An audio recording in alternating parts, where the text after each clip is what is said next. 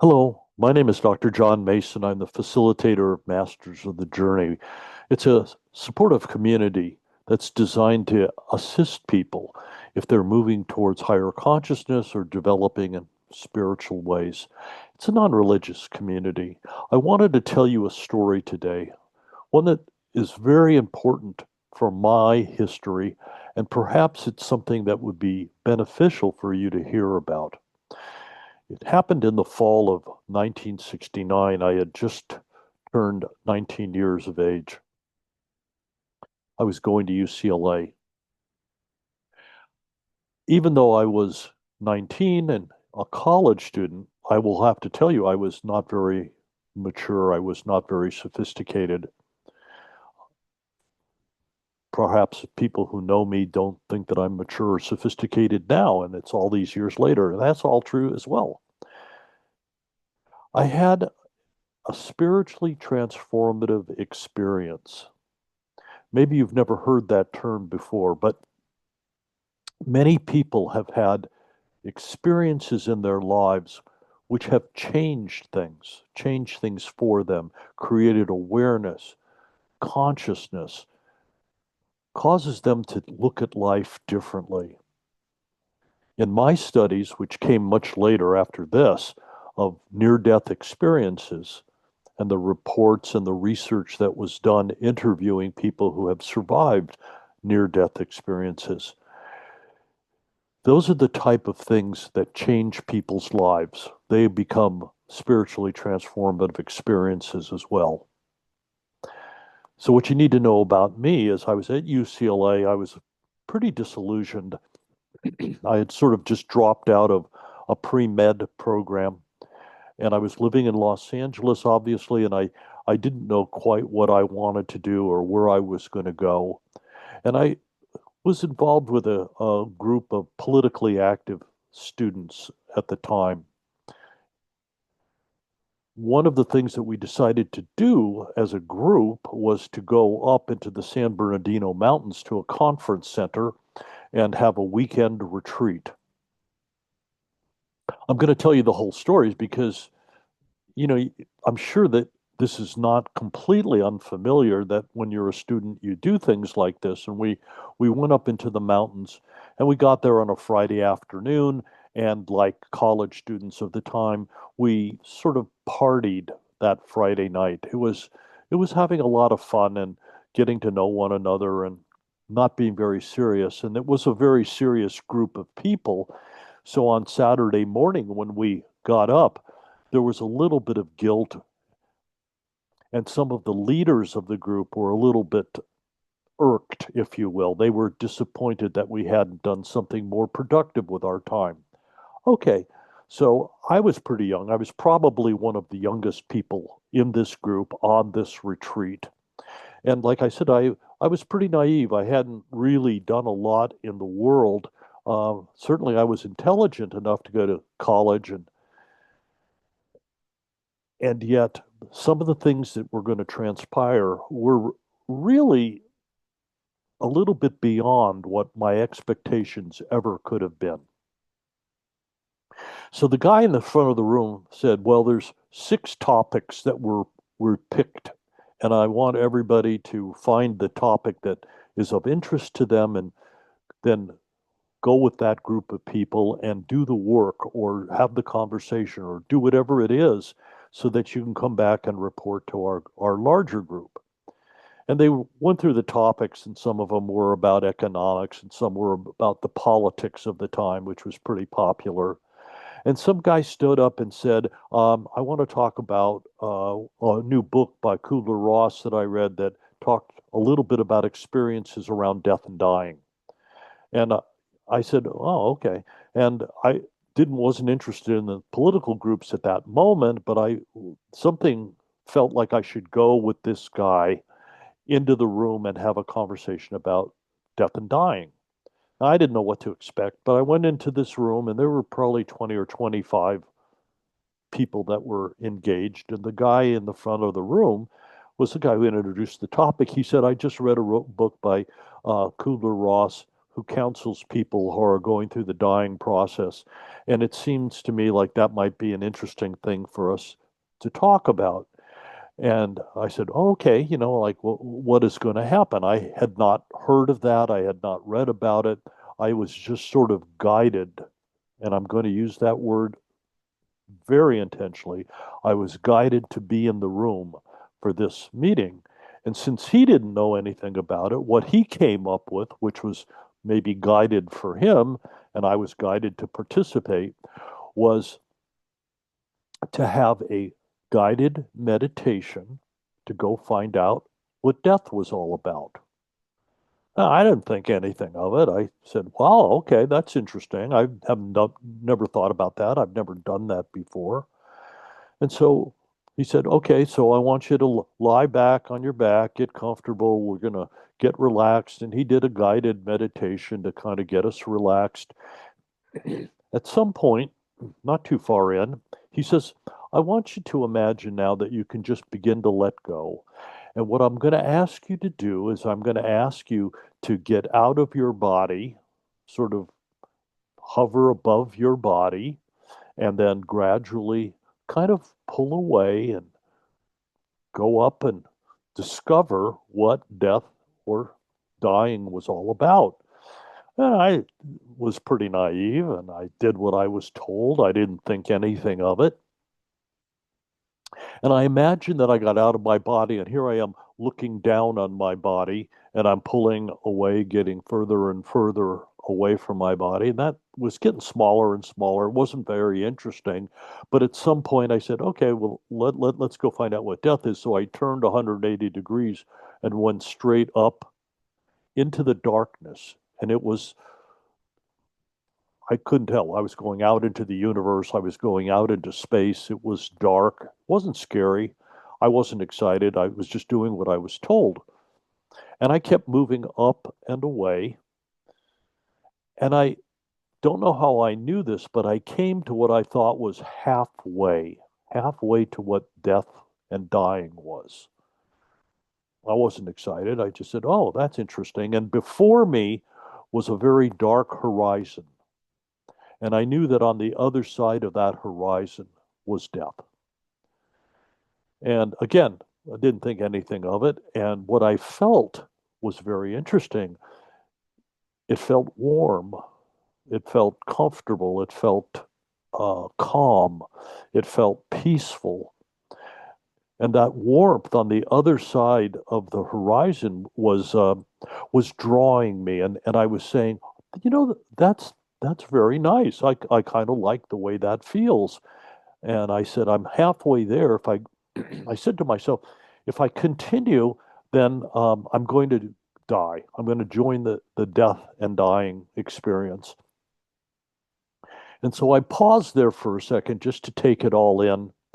And the feelings that came over me were ones of this is not scary.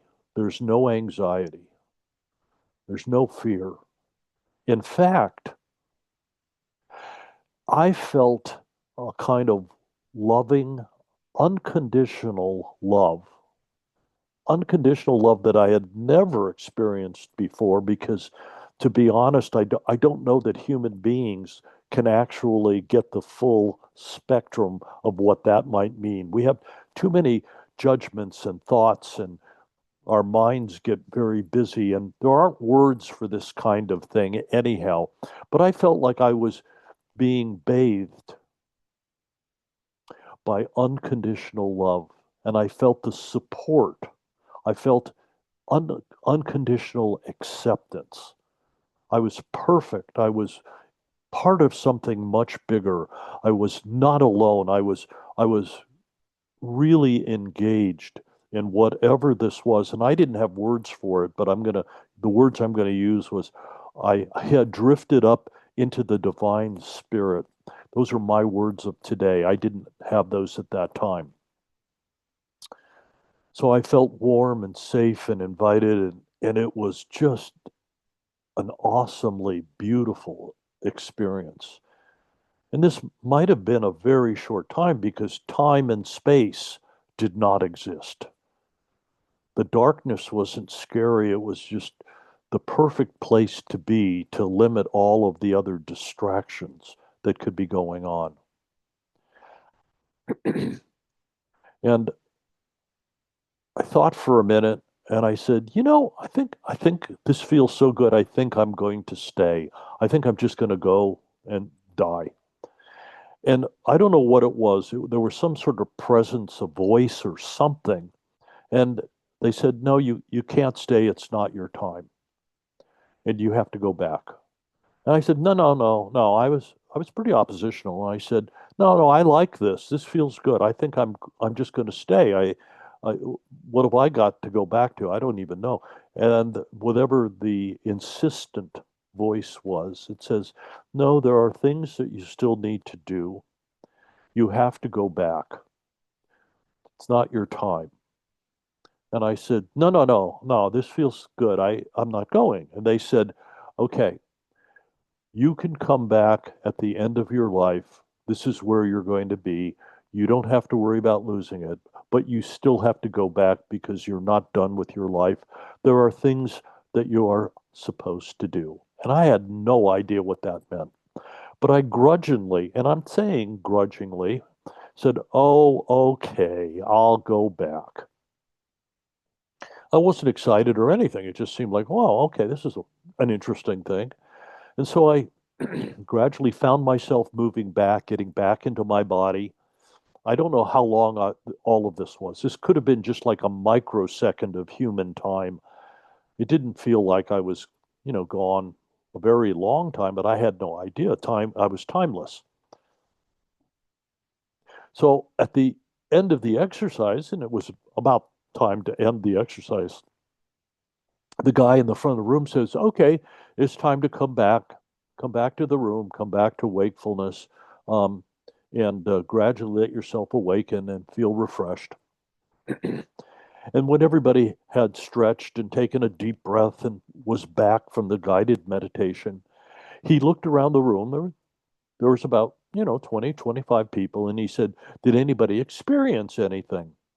And because I was one of the younger people in the room, I just sort of looked around. I was waiting for somebody else to raise their hand or to talk or to share or something. And I thought, well, everybody did exactly what I did. I'm not that unusual or special. So if you did what you were told, I'm sure you got exactly what I got from it. No big deal. And eventually I raised my hand and I said to the guy, okay, nobody else is talking. I'll tell you what happened to me. I got out of my body. I went there. I got about halfway there. In front of me was a dark horizon. And on the other side of the horizon, there was a warmth and an energy and a love. And I felt enveloped by this unconditional love and acceptance. And it was a spectacular, beautifully experience. I wanted to stay. They sent me back. They said I wasn't my time. And as I'm telling the story, I'm looking at the guy in the front of the room, and his eyes got really big, and he started like going, "Whoa!" And at that moment in time, with his feedback, all of a sudden things clicked for me, and I realized I had been gifted with a very special experience. And I had been gifted with something that would change my life. Now, I I left that room, and a few months later I left UCLA and I worked and found myself traveling and becoming more conscious and didn't really think a lot about that because that's not something that you could talk about. Like, who would understand, and why would this be relevant to anybody else in the world? And the 70s came, and I was in college in Northern California and doing humanistic psychology, which is a lot more available to, whatever psychic experiences, spiritual experiences, alternative stuff.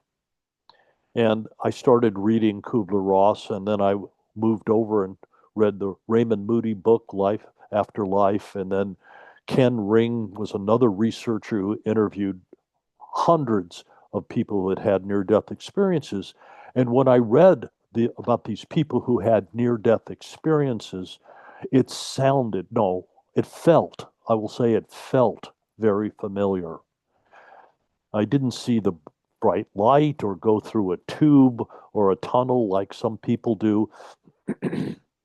I was in the darkness and the void, but all of the other feelings of being embraced, a part of something much bigger, accepted, the feelings of unconditional love, the feeling that I was a part of something that was very conscious. I began to really think, wow, this sounds like that near death experience that other people have had and they're describing. And I have to tell you that since that day, and that happened a very long time ago, definitely more than 50 years ago, I can still recall that like it had just happened. It did not extinguish, it does not dissipate, it does not fade.